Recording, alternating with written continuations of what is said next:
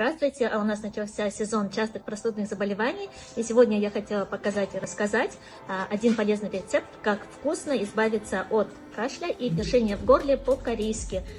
А для этого нам понадобится вот такая груша, корейская большая, мед и сушеные финики. Берем грушу примерно с большой апельсин, промываем, отрезаем шляпку.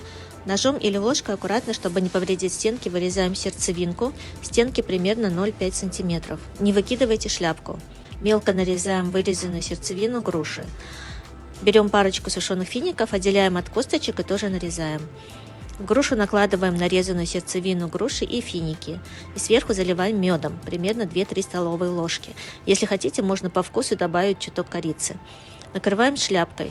Грушу ставим в поварку и готовим на среднем огне около часа. Если кожура немного треснула, значит готово. Выкладываем грушу на тарелку и наслаждаемся. Очень вкусно получилось. Не болейте, пробуйте и будьте здоровы.